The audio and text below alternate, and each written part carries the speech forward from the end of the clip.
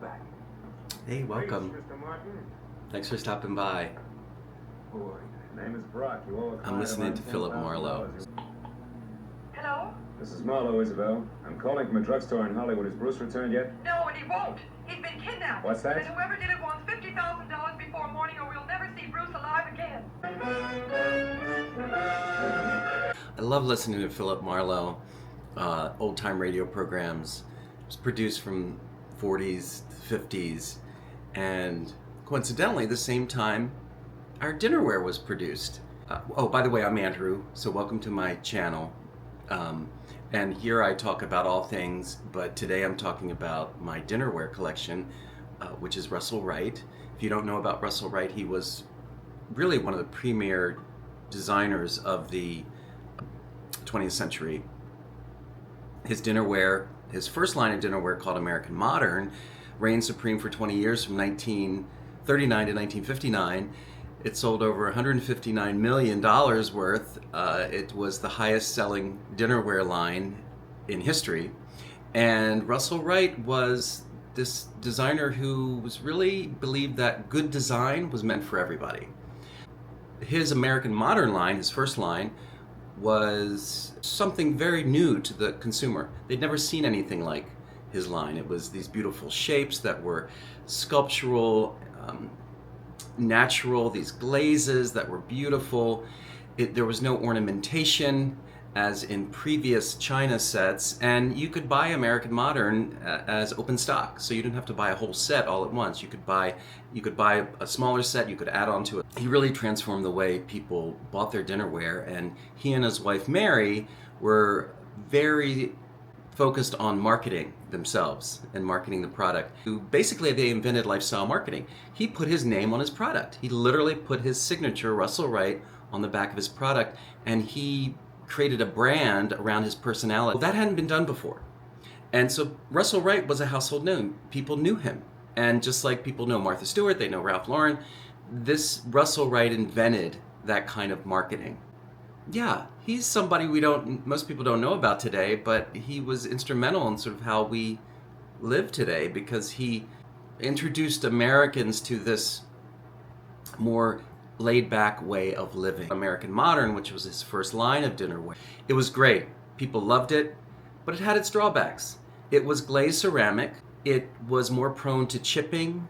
It was prone to crazing. Some of the glazes, when you have, if you ever see dinnerware that has little crackly lines on it, that's called crazing.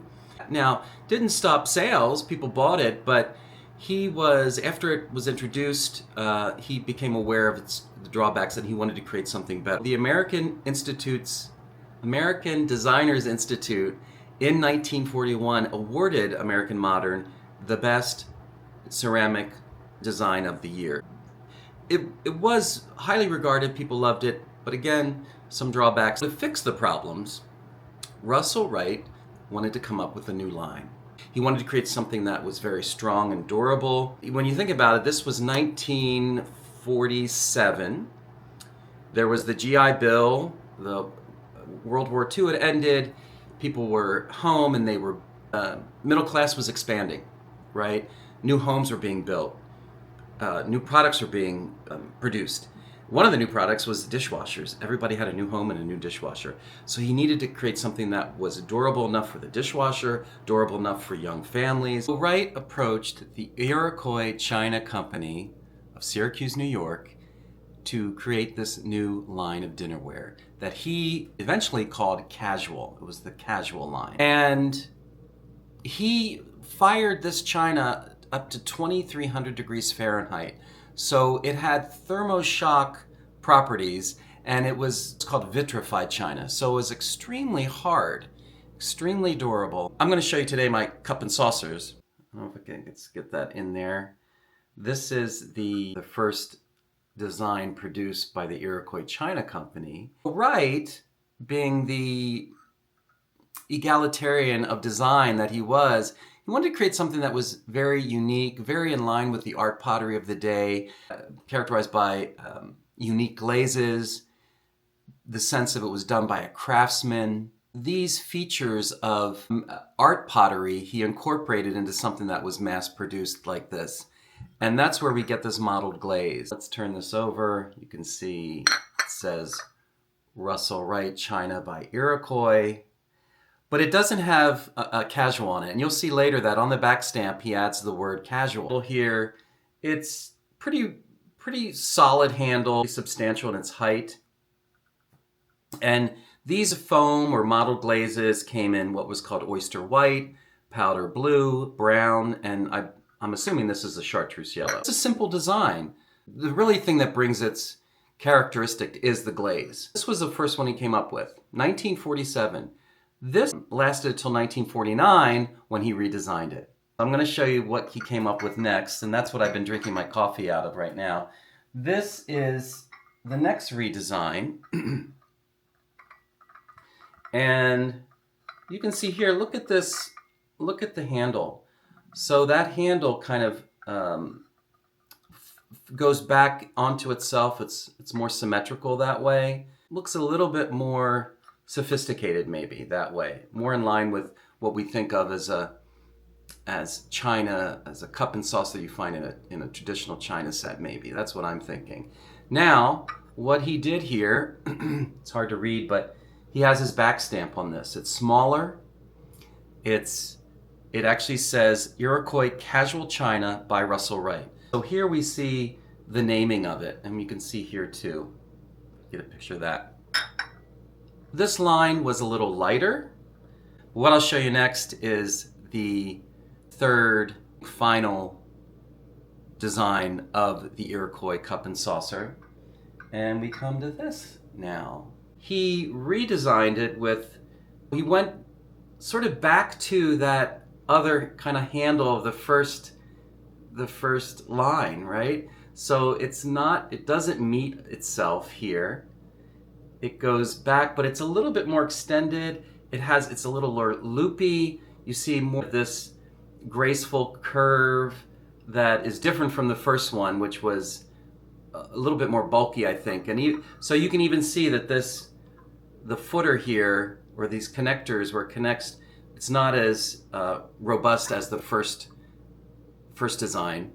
And look at this, the cup again is higher now. It goes back to being higher. And also, I don't know if you know, there's a lip here. There's a substantial lip that even accentuates that the way it has, he designed it. So, sweeping upwards, more of a curve here, and then you get to the lip, which I love the lip on it because it really feels nice to drink from that.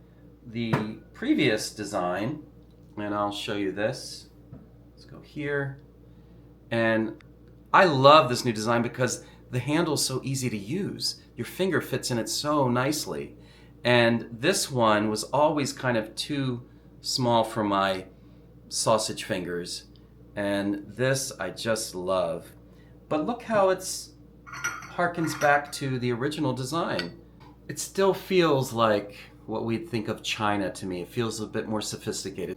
I feel like he got it right. It's, third time's the charm, Russel Wright. And I really feel like this cup and saucer is just wonderful to use. It holds a lot. It's good for us people here in the modern times because a lot of people are using mugs these days. They don't want to use a cup and saucer because a mug will hold more and you don't have the hindrance of a saucer to deal with.